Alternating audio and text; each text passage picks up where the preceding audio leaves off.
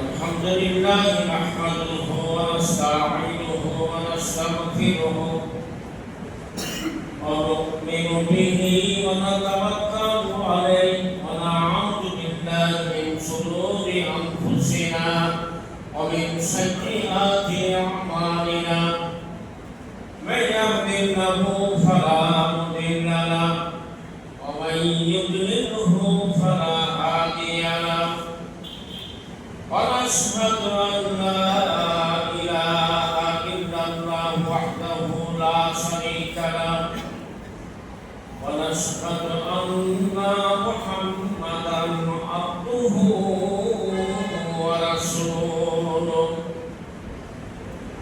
الذي أرسله بالحق بشيرا ونذيرا وداعيا إلى الله بإذنه وسراجا منيرا أما بعد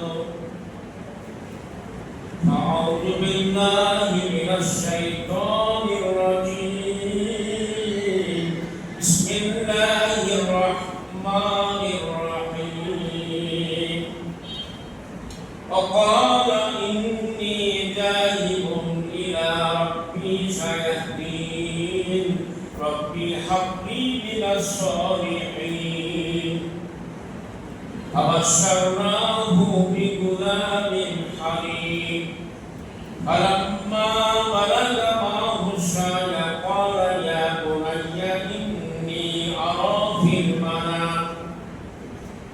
إني أرى في المنام أني أذبحك فانظر ماذا ترى قال يا أبت افعل ما تؤمر ستجدني إن شاء الله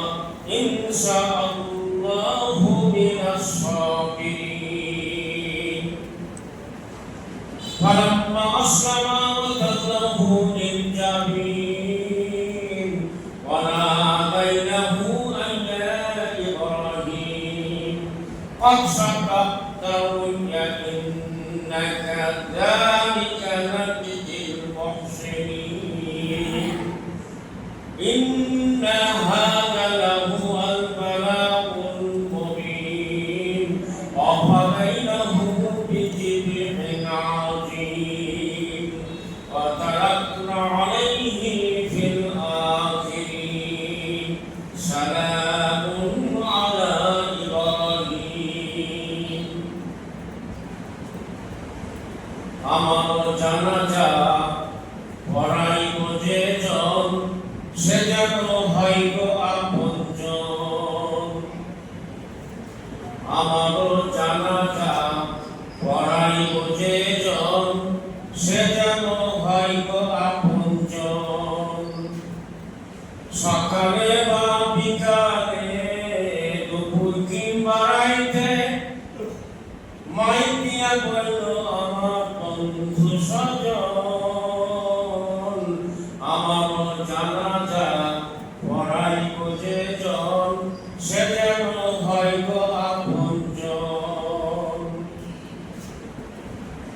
বাবার পাশে দিও কবর করিলে মিনতি মনে করে রাখো তোমরা দেখে যাওয়া স্মৃতি যার কালেমা শোনাই দিও আসিলে সমন সে যেন হইল আপনজন আমার জানাজা পড়াইব যে জন সে যেন হইল আপনজন সম্মানিত ইমাম সাহেব মুয়াজ্জিন সাহেব সম্মানিত দর্শকবৃন্দ শুরুতেই জগৎ সমূহের রব আল্লাহ সুবহানাহু ওয়া তাআলার শুকরিয়া আদায় করছি তিনি আমাদেরকে সপ্তাহ পরিক্রমায় আজকে জুমাবারের জুমার নামাজ আদায়ের জন্য যথাসময়ে মসজিদে আসার সুযোগ করে দিয়েছেন যে রব এই সুযোগ করে দিলেন সে রবের শাহী দরবারে জানাচ্ছি অগণিত শুকরিয়া আলহামদুলিল্লাহ অতঃপর রাসূল বিশ্ব মানবতার মুক্তির সনদ মহান শিক্ষক ইনসানে কামিল, সর্বযুগের সর্বকালের সর্বশ্রেষ্ঠ মহামানব মুহাম্মদুর রাসূলুল্লাহ সাল্লাল্লাহু আলাইহি ওয়াসাল্লামের রওজা মুবারকে অগণিত দুরূদ ও তাসলিমা সাল্লাল্লাহু আলা মুহাম্মদ সাল্লাল্লাহু আলাইহি ওয়াসাল্লাম। আল্লাহুম্মা সাল্লি আলাইহি আল্লাহুম্মা বারিক আলাইহি। সম্মানিত মুসলিমবৃন্দ, সম্মানিত উলামায়ে দ্বীন, আপনারা নিশ্চয় বুঝতে পেরেছেন আমি সূরা সাফফাত থেকে তেলাওয়াত করেছি, 99 নম্বর আয়াত থেকে তেলাওয়াত করেছি। আলোচ্য বিষয় কি হবে এটা বুঝতে পারছেন। এখানে একজন বলিষ্ঠ পয়গম্বরের নাম বারবার উল্লেখ হয়েছে তেলাওয়াতের মধ্যে, তিনি ইব্রাহিম আলাইহিস সালাম। আমরা এক মাস সিয়াম সাধনার পরে ঈদুল ফিতরের পর এই শাওয়াল মাসের আজকে 21 তারিখ, আজকে চৈত্র মাসের 27 তারিখ, আজকে এপ্রিল মাসের 10 তারিখ। আমরা কদিন পরে জিলহজ মাসের দিকে প্রবেশ করব। কোরবানি নিয়ে এখন থেকে প্রস্তুতি চলছে, কেনাকাটা পোশাকশি চলছে। দুঃখজনক হলো সত্য যে বছর পরিক্রমায় রমজান এসেছে, আমরা যেমন শিক্ষা গ্রহণ করি নাই, বছর পরিক্রমায় কোরবানি আসে, ঈদুল আযহা আসে, এখান থেকে শিক্ষা গ্রহণ করা হয় না। শুধুমাত্র খাও দাও ফুর্তি করো, দুনিয়াটা নষ্ট করো, এর মধ্যে সীমাবদ্ধ আছে, শিক্ষা গ্রহণ করি নাই। যদি সত্যিকার অর্থে প্রতি বছর রমজান মাসে রোজা রাখার পরে রমজানের শিক্ষা গ্রহণ করতাম, বাকি 11 মাস বাস্তবায়নের চিন্তা মাথায় থাকতো, ঈদ উদযাপনের পরে কোরবানির অনুষ্ঠান উদযাপনের পরে কোরবানির শিক্ষা যদি আমরা পদে পদে মেনে চলতাম, তাহলে পরিবর্তনের একটি সুবাতাস প্রবাহিত হতো। কিন্তু শোনার লোক আছে, আমরা কিন্তু মানার জন্য নেই। ইব্রাহিম আলাইহিস সালাম এমন একজন পয়গম্বর যার নাম দুরূদ শরীফ পাঠ করলে তেলাওয়াত করা লাগে। চিন্তা করেন, দুরূদ শরীফ পড়লে ইব্রাহিম আলাইহিস সালামের নাম উচ্চারিত হয়, মুহাম্মদ সাল্লাল্লাহু আলাইহি ওয়াসাল্লামের নাম উচ্চারিত হয়, মুহাম্মদ সাল্লাল্লাহু আলাইহি ওয়াসাল্লামের পরিবারবর্গ, ইব্রাহিম আলাইহিস সালামের পরিবারবর্গের কল্যাণ কামনা করা হয় দুরূদ শরীফের ভিতরে। তিনি সেই পয়গম্বর যিনি নমরুদের জনপদে নবুয়তের দায়িত্ব পালন করেছেন। ইব্রাহিম আলাইহিস সালাম এমন একজন পয়গম্বর, এই পয়গম্বরকে আল্লাহ রব্বুল আলামিন এমন পরীক্ষা করেছেন যেগুলো শুনলে আমাদের দিলে চমকে যাবে। প্রতিপালন করে কথা সেই পয়গম্বর বিষয়ে সূরা আম্বিয়াতে 51 নম্বর আয়াত থেকে 70 পর্যন্ত আয়াত লেখাপড়া করবেন, আলোচনা পাবেন। সূরা সাফফাতে 99 নম্বর আয়াত থেকে নিয়ে 112 পর্যন্ত যাবেন, আলোচনা পাবেন। এগুলো যদি ব্যাপক ব্যাখ্যা আমরা অনুসরণ করি, তাহলে একজন পয়গম্বর সম্পর্কে কিছু জানতে পারব। সম্মানিত উপস্থিতি, আপনারা জানেন এই পয়গম্বরকে আগুনে পুড়িয়ে মারার সিদ্ধান্ত হয়েছিল। অপরাধ, একজন পয়গম্বরকে আগুনে পুড়িয়ে মারার সিদ্ধান্ত হয়েছিল। অপরাধ কি ছিল? যে অপরাধ তিনি করেছিলেন বলে নমরুদের জনপদ মনে করত, সে অপরাধের কথা আজকে যদি আমরা বলি তাহলে নাকে রুমাল দিয়ে বলতে হয়। নাকে রুমাল দিয়ে বলতে হবে। কেন? জাতি আজকে দ্বিধা বিভক্ত, কোনখানে কোন কথা বলা যাবে কি যাবে না, এই নিয়ে জাতি দ্বিধা বিভক্ত আছে। ইব্রাহিম আলাইহিস সালাম যে কর্মকাণ্ড সম্পাদন করার কারণে নমরুদের জনপদে পুড়িয়ে মারার সিদ্ধান্ত হয়েছিল, সেটি অন্য কিছু ছিল না, সেটি ছিল রডের সাথে শিরক করা হবে এরকম কোন কর্মকাণ্ড ইব্রাহিম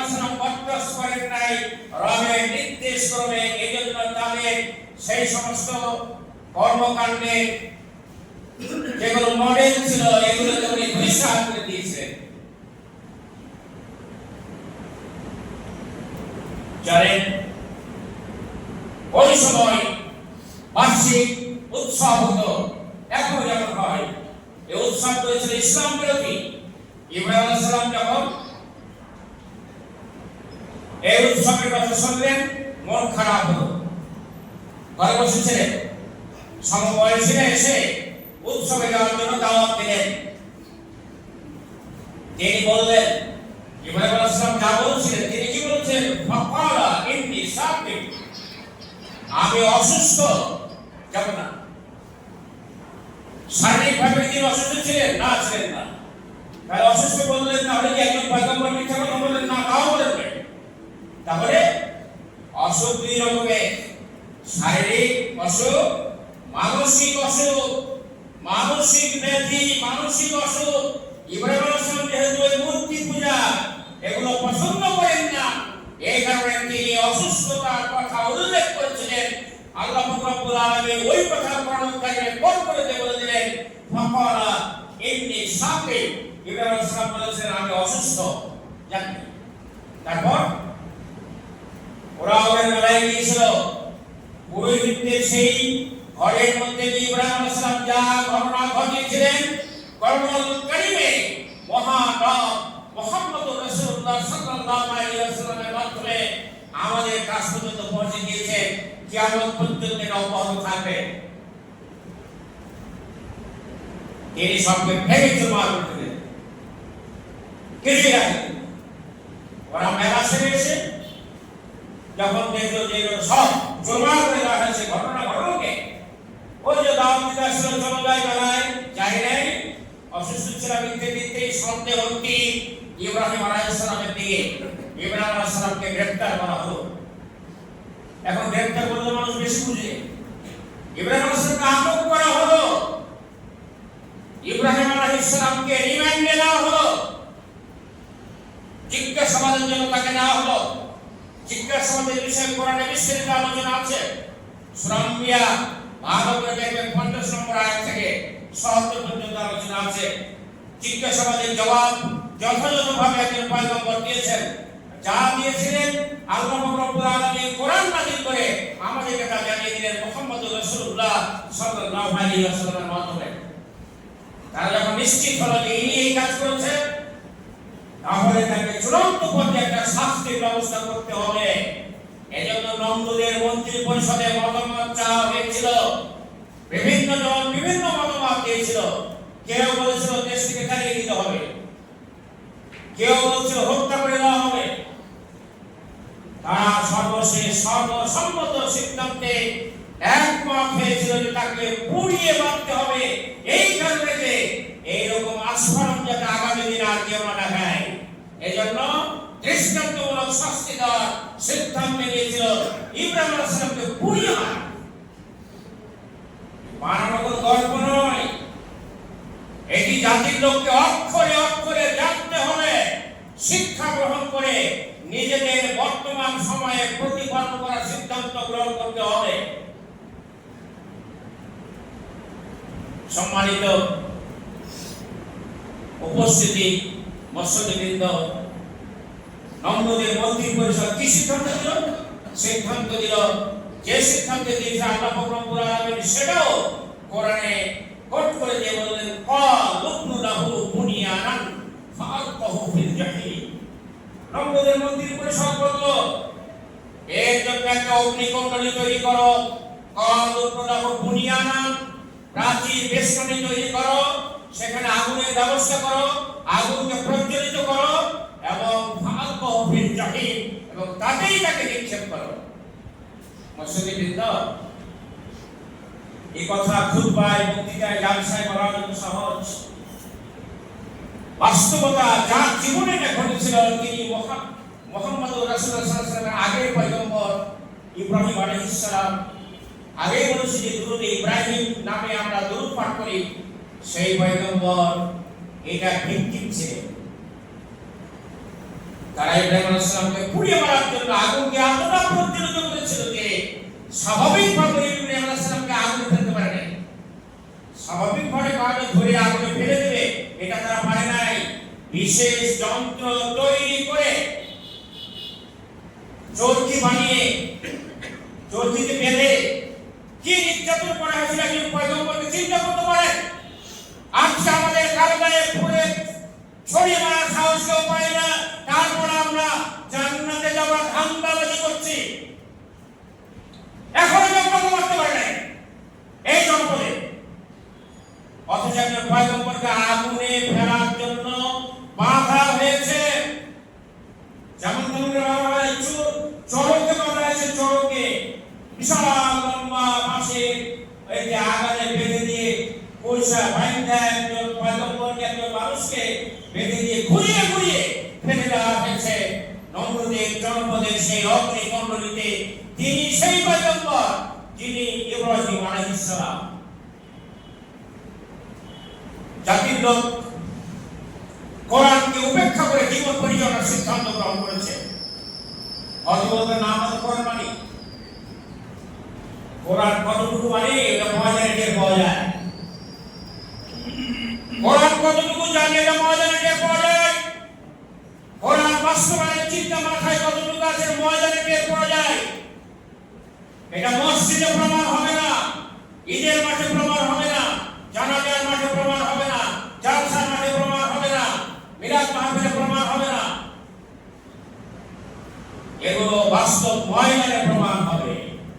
মসজিদ ইমানদার কিনা এটা প্রমাণ করার কোনো সুযোগ নেই, জানাজার মাঠে ইমানদার কিনা প্রমাণ করার কোনো সুযোগ নেই। তাহলে ইমানদার প্রমাণ করা যায় বাতিলের সাথে ঝগড়া লাগিয়ে দিয়ে। কথা বুঝেন না? বাতিলের সাথে যখন ঝগড়া লাগবে তখন বাতিলের বিপক্ষে কথা বলার জজবা, সাহস, মুষ্টিবদ্ধ তীর দেখাবার যোগ্যতা যাদের থাকবে তাদের ঈমান আছে বলে প্রমাণিত হবে। আজকে তো আমরা নিজের পরিচয় পর্যন্ত গোপন করে থাকি। আমি কোন দল করি এটা আজীবন প্রমাণ করলাম না, খালি বললাম আছি বারে যাচ্ছি বারে, এই করে করে জীবন পার করা হচ্ছে। ইব্রাহিম আলাইহিস সালামকে আগুনে ফেলে দেওয়া হলো। বিভিন্ন ভাবে ইব্রাহিম আলাইহিস সালামকে সহযোগিতার জন্য আশ্বাস দেওয়া হয়েছে সৃষ্টিকুলের পক্ষ থেকে।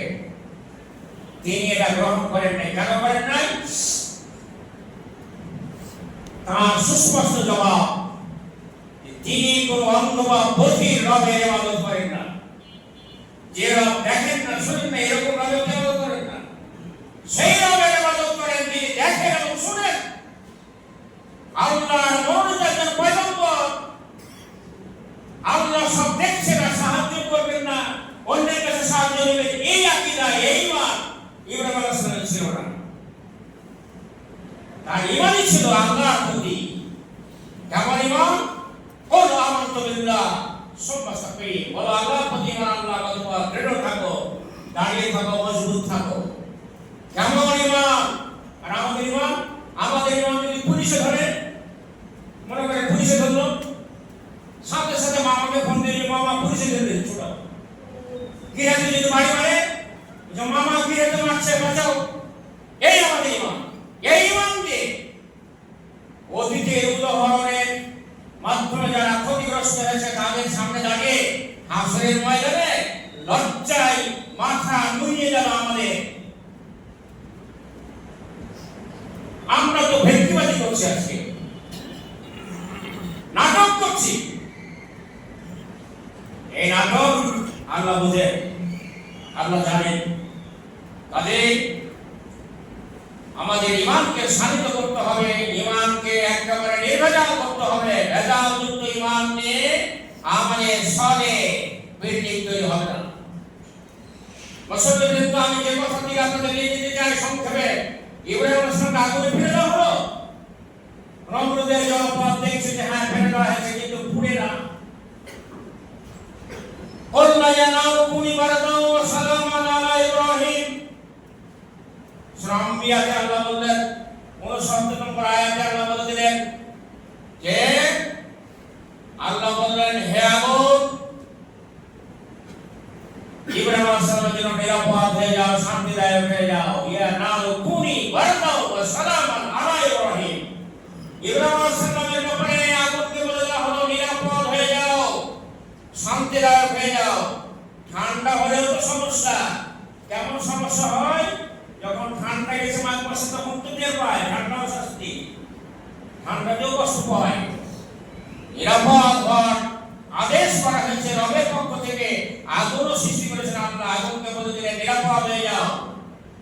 ইয়া নারু কুনি বারদাও ওয়া সালামান আলা ইব্রাহিম। আল্লাহর প্রতি আমাদের ঈমান কেমন? ওই যে মক্কা মহল্লার মাঝে মধ্যে বলে না যে দুই বন্ধু গাছে উঠেছে, ওকে এখন প্রতিযোগিতা করছে গাছ থেকে পড়া। গল্প পাওয়া যায়, বক্তাদের মাধ্যমে শোনা গেছে কি দুইজন, একজন অমুসলিম একজন মুসলিম, দুই দোষী বলছে এখান থেকে পড়, তোর আল্লাহ বলো না আমার হরি বলো, পরীক্ষা হবে।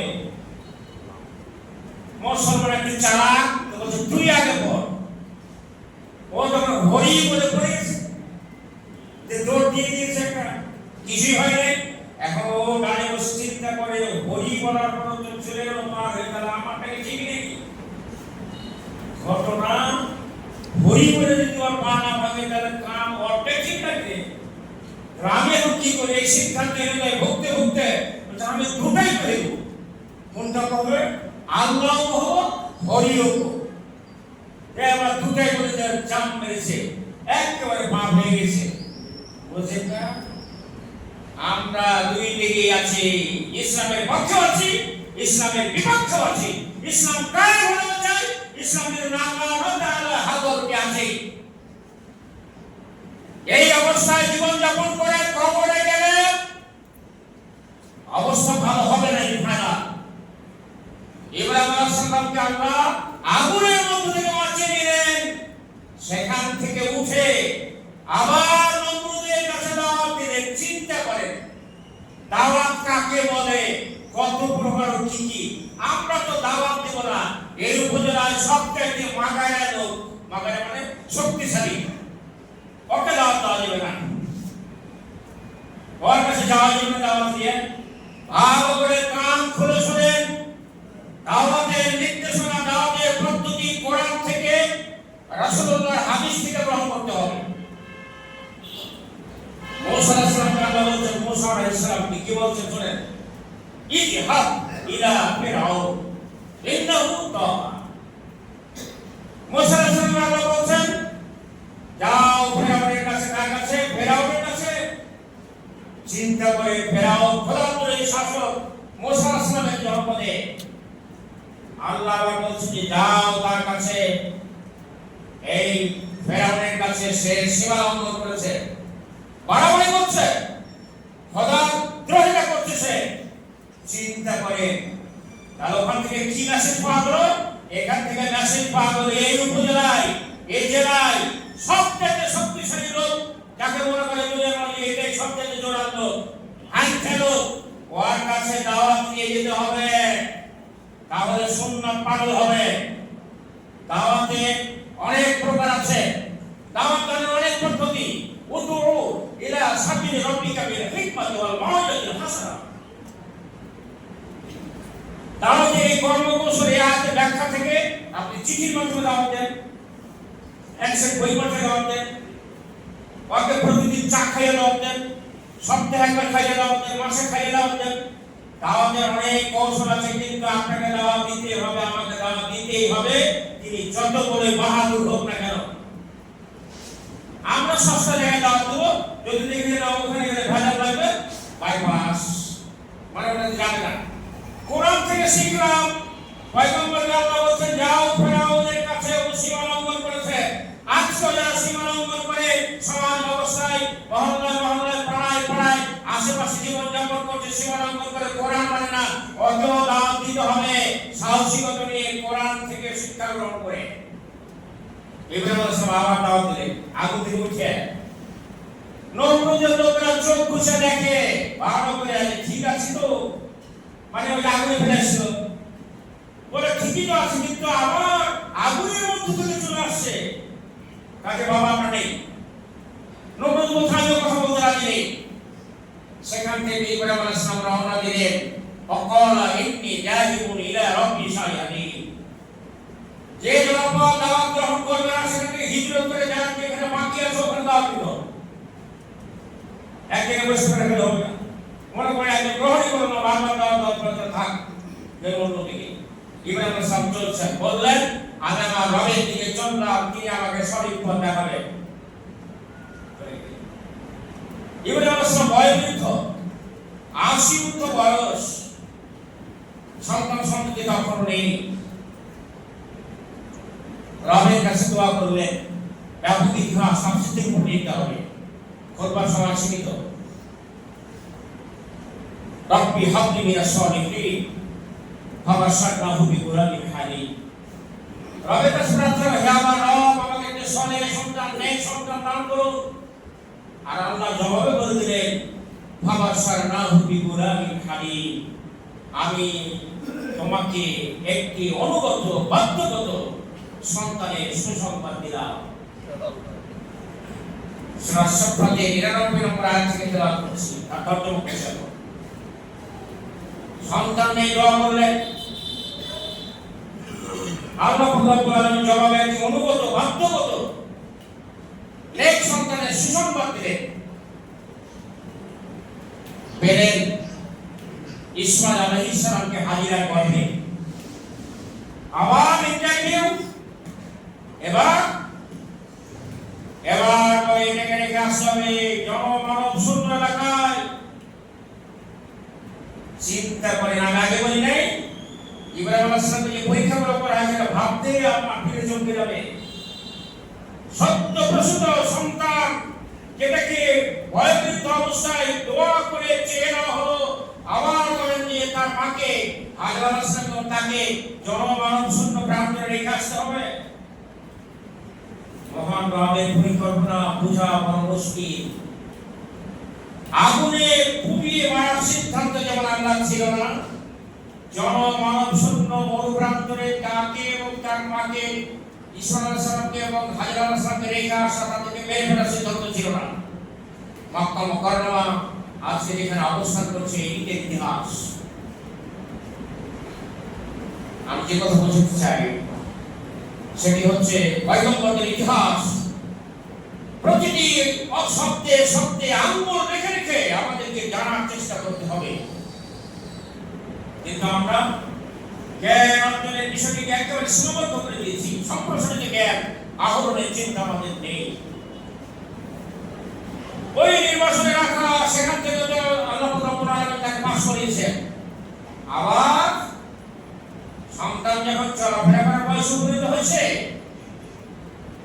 তখন আবার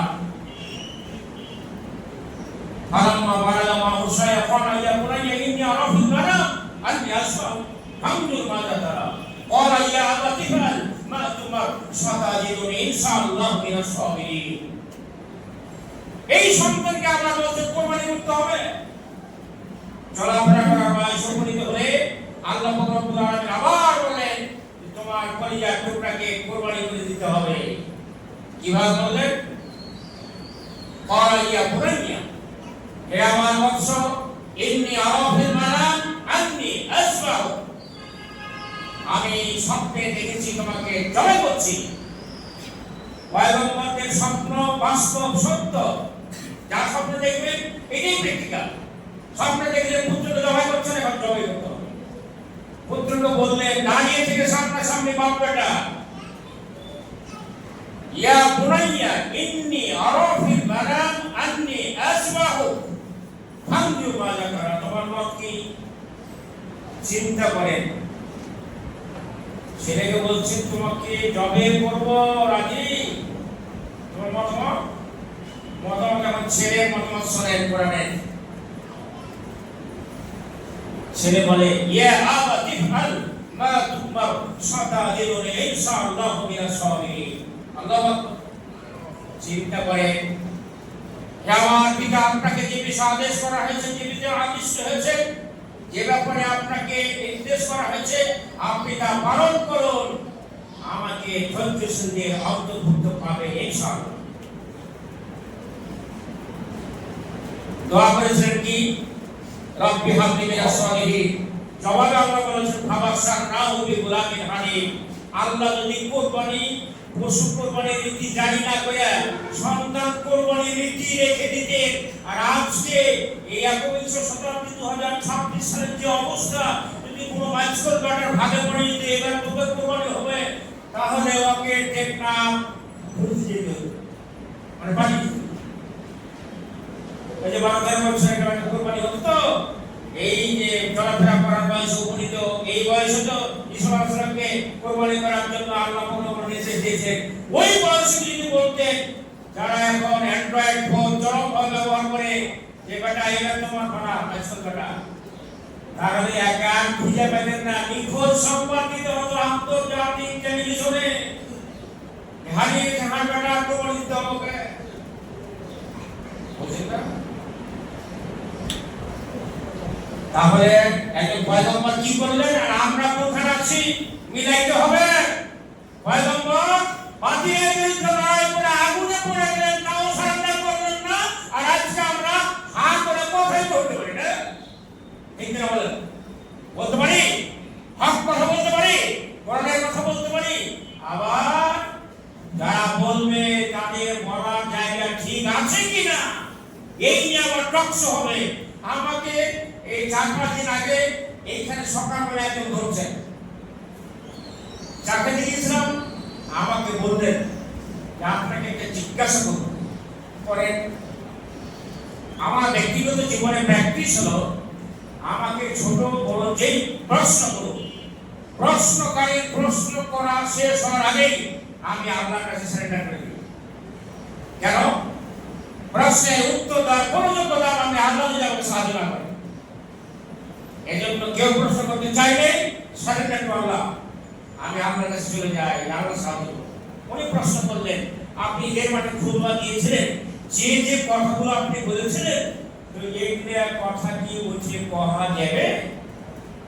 সুন্দর করে বলেছেন কিন্তু আমাকে প্রশ্নকারী চমৎকার করে বলেছে এবং একসাথে চাও খেয়েছি। উনি বললেন যে আপনি ঈদের দিন যেগুলা কথা বলেছিলেন, এগুলা কথা কি ঈদের মাঠে কহা যাবে? খুবই ভালো প্রশ্ন। আমি বললাম, নবী রাসূলদের ইতিহাস থেকে যা জানি, যেখানে মানুষ পাবো ওই আসল কথা কয়ে। এখন মনে করেন কাহার যদি চুলকানি থাকে ও মহরম মাখুক, দাঁত যদি কাহার থাকে ও মহরম মাখুক, কাহার যদি ভালো লাগে ও মহরম মাখুক, কারো যদি অ্যালার্জি থাকে মহরম মাখুক। এইখানে জুমার খুতবায় যদি হক কথা বলতে বাধ্য হই, আল্লাহ জিভা কাটানো গলা পর্যন্ত কেটে দিবে, খতিবে। সমসাময়িক কথা যদি জাতির সামনে পেশ করা না হয়, আজকের দিন আমাকে কি ভূমিকা রাখতে হবে, ইমান বাঁচাতে হলে আমার অবস্থান কি হবে, এটা যদি ক্লিয়ার করতে না পারি, মানুষের ভয় যদি আমার এখানে থাকে, আমার কোপান আগে হবে, জাহান্নাম আমার জন্য অনিবার্য হয়ে যাবে। মানুষকে ভয় করে যদি হক বলা থেকে বিরত থাকি। ইব্রাহিম আলাইহিস সালামের চরিত্র ছিল লোক বাইরে কথা বলে দিবে, রাত ভেজা টকশো তৈরি করতে হবে। এজন্য মানুষের দিকে তাকিয়ে কথা বলার দরকার নাই, কে কত বড় বাহাদুর আমার দেখার দরকার নাই। জমিন আল্লাহ, সব সৃষ্টি আল্লাহ। আমি কথা বলছি আল্লাহর হুকুমে, বেঁচে আছে আল্লাহর হুকুমে, অক্সিজেন গ্রহণ করছে আল্লাহর হুকুমে। এই জমিনের প্রতিটি ইঞ্চি সব আল্লাহ। কারো যদি ভালো না লাগে, আল্লাহ জমিন থেকে বাড়িয়ে কথা কহো। যদি মনে আল্লাহর কথা ভালো লাগে না, তাহলে আল্লাহ জমিন থেকে বাড়াও। সূরা রহমানে এর ব্যাপারে জবাব আছে, যাবো কোথায়? সব আল্লাহ। আল্লাহর কথা ভালো লাগে না, আল্লাহর খাইতে ভালো লাগে, অক্সিজেন দিতে ভালো লাগে, সুস্থ থাকতে ভালো লাগে, সব ভালো লাগে। কোরআনের কথা বললে গাজ হবে, চুলকানির মলম কিনে রাখতে হবে, মেখে নিতে হবে। আশ্চর্য কথা, বাংলাদেশের সংবিধান নিয়ে আজকে পার্লামেন্টে কথা হচ্ছে যে না, এই কথা সাংবিধানিক নয়, এটা সাংবিধানিক নয়, এটা সংসদীয় ভাষা হলো না, ইত্যাদি ইত্যাদি। কোন সার্বভৌম রাষ্ট্রের সংবিধান থেকে এক চুল লড়া যাবে না, আর আল্লাহর বাণীবদ্ধ কিতাবকে তছনছ করে দেওয়া যাবে, অসম্ভব, মেনে নেওয়া যাবে না। আল্লাহ কালামুল্লাহ শরীফের একটি হরফে একটি জগৎ যে পেছে হরকতেরও উলটপালট করা যাবে না, যেখানে সেখানে সংসদে সংবিধানে নড়চড় হবে না। কিন্তু আল্লাহ কোরআনকে আজকে তছনছ করে দেওয়া হচ্ছে, বাস্তবায়নের কোনো চিন্তা নেই। এবারে স্পিকারকে ধন্যবাদ দেওয়া হয়েছে, চিফ হুইপকে বলেছেন যে না বিল হবে না, আগে নামাজ। খুবই ধন্যবাদ। ফেসবুকে আমিও কমেন্টস করেছি, তবে আমার কমেন্টসে আবার সূরা হজের 41 নম্বর আয়াতকে বিল আকারে এনে নোটিশ প্রদান করে সংসদ সদস্যের শপথ গ্রহণ করেছি। সূরা হজের 41 নম্বর আয়াতের নোটিশ দিয়ে সর্বসম্মতভাবে এককে পার্লামেন্টে পাস করে দেন। ওখানে যা আছে কি আছে, ওখানে নামাজ ফরজ হয়ে যাবে, সুদ উঠে যাবে, ভালো কাজ চালু হয়ে যাবে, খারাপ কাজ বন্ধ হয়ে যাবে। সূরা হজ 41 নম্বর আয়াত। একটা চালু করে দাও বাংলাদেশে, দেখে দাও খেলা।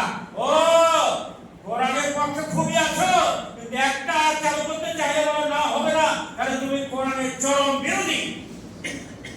প্রকারান্তরে তুমি কোরআন বিরোধী। কোরআনের বাস্তবায়ন যদি দেখতে না চাও, কোরআন কায়েম হবে যে পছন্দ না হয়, কোরআনের আইন দিয়ে মানুষ চলবে, বাংলাদেশ চলবে, যদি ভালো না লাগে তাহলে তুমি ইমানদার নাও। এটি ফাইনাল, এটি ফাইনাল, এটি ফাইনাল। কোনোভাবে লেবাস দিয়ে, টুপি দিয়ে, পাঞ্জাবি দিয়ে, বক্তৃতা দিয়ে, ওয়াজ দিয়ে প্রমাণ করা যাবে না আমি মুসলিম, কারণ কোরআনের বাস্তবায়ন আমার সহ্য হয় না।